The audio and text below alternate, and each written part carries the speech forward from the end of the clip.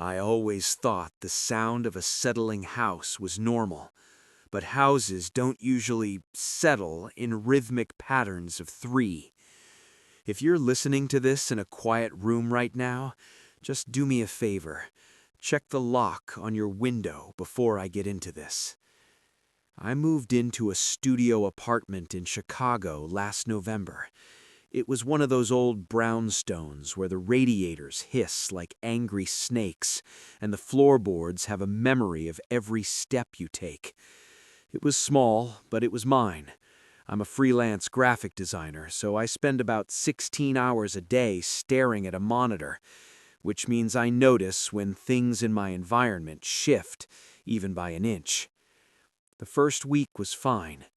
Then I started finding my front door unlocked. Now, I'm the kind of person who checks the stove 3 times before leaving. I know I locked that door. But I'd come back from a quick coffee run, and the deadbolt would be turned back. No signs of forced entry, no scratches on the wood, just open. I called my landlord, a guy named Artie, who sounded like he'd been smoking since the Eisenhower administration. He told me the building was old and the door frames breathe in the cold, which causes the locks to slip. It sounded like total corporate BS, but I wanted to believe him.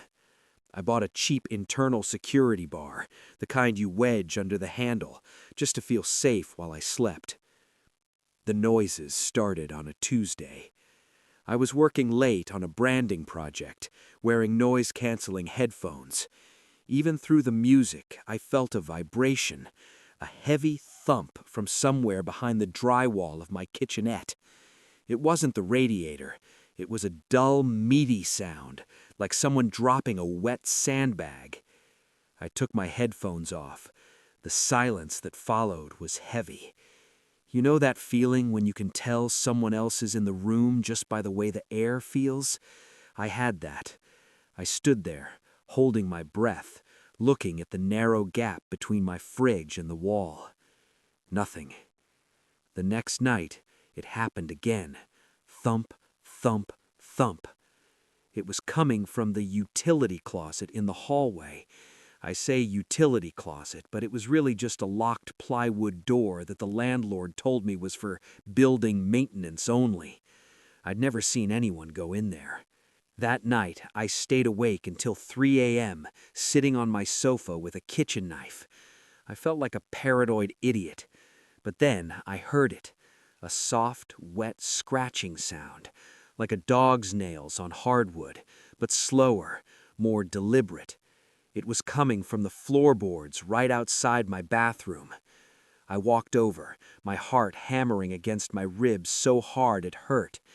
I looked at the floor. There was a thin, dark smudge on the wood that wasn't there before. I knelt down and touched it. It was damp.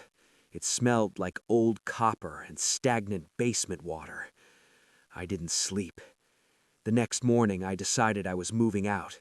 I didn't care about the deposit. I started packing my boxes, throwing my clothes into suitcases.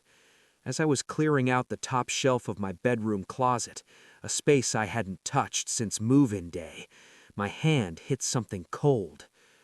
It was a baby monitor, an old, dusty plastic unit.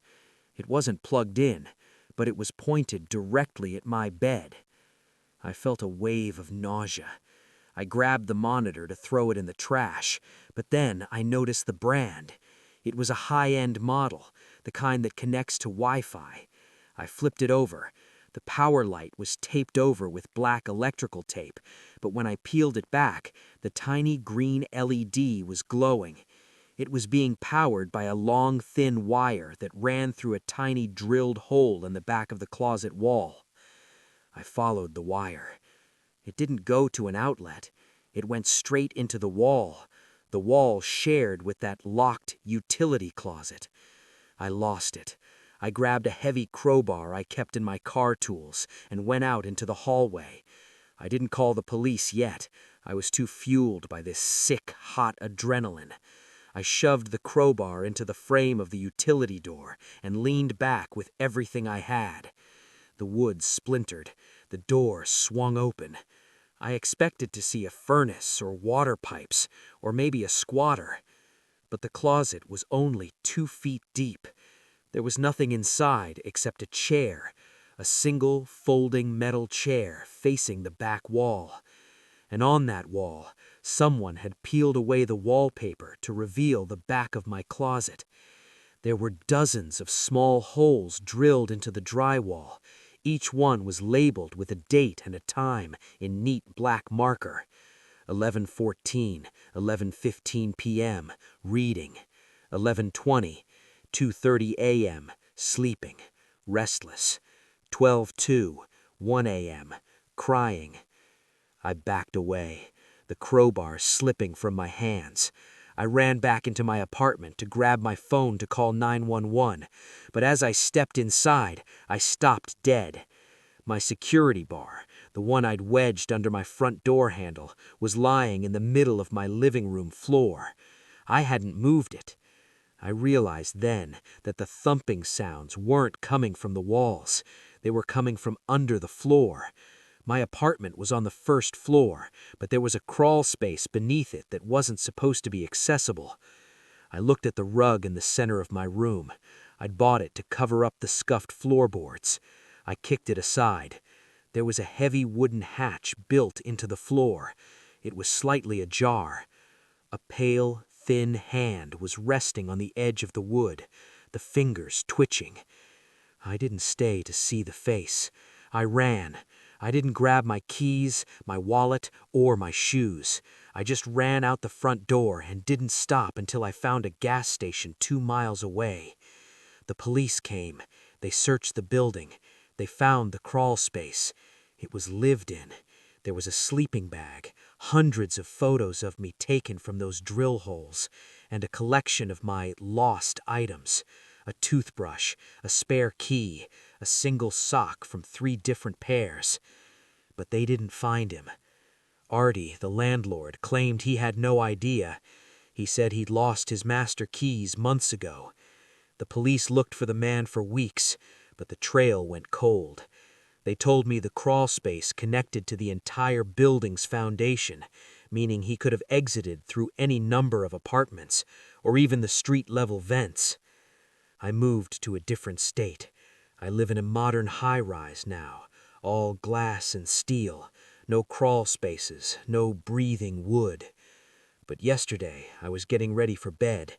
I went to the bathroom to brush my teeth. I looked at the mirror, and there, in the corner of the glass, was a tiny circular smudge.